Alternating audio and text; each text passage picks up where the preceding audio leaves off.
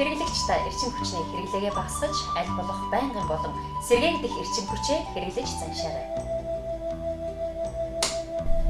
Дэлхийн хүн ард усны хомсдолд орж байгаа өнөө үед үр ашиггүй усны хэрэглээгээ багасгах хэрэгтэй. Мөн байгалийн усыг тусан авч ашиглан усаа хэмнэцгээе. Ус бол чандан эрдэнэ гэдгийг бүү мартаарай. Бид өдөө тутам эрүүл мэндэд хортой хог хаягдлыг ялгаруулж байдаг. Иймд хог хаягдлаа эмх замбараагүй ил задгай бүү хаяарай. Аялал зуулганд явсан үедээ хогоо уутлан хөлдөрсөн зэт хайхаа мартуузай.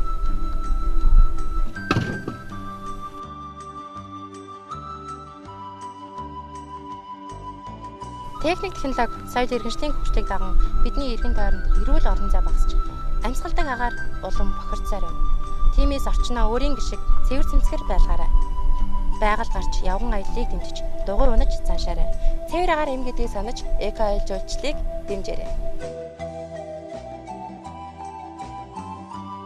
Бид энэ хорвоод хоосон ирээд сурсан эрдэм оюун дадсан зорилгоо үр хөвгөд хойж үедээ үлдээгээд уцдаг. Тиймээс богинохон хугацаанд хэд ч хөндлөгүй хэрэглээгээ хязгаарлан хэмнэлтэд ухаалаг амьдрахыг эрхэмлээрэй. Монголчууд эрт дээр үеэсээ байгалийн гаралтай эрүүл хүнсийг хэрэглэж заншсан ард түмэн билээ. Та урт наслаж эрүүл амьдрахыг хүсвэл аль болох сүү цагаан идэ, мөн махан бүтээгдэхүүн болон жимс хүнсний ногоог хэрэглэж заншаарай. Бид их дэлхийн байгальтай хариуцлагатай хандах учиртай их орон газар шороондоо мөргөж ёс заншлаа эрхэмлэн хууль дүрм журмаа дээдлэн амьдарцгаая. Их дэлхийд амьдарч буй ан амтан араатан живгүртний энэрч амтан бүхнийг хайрлаж амьдарцгаая.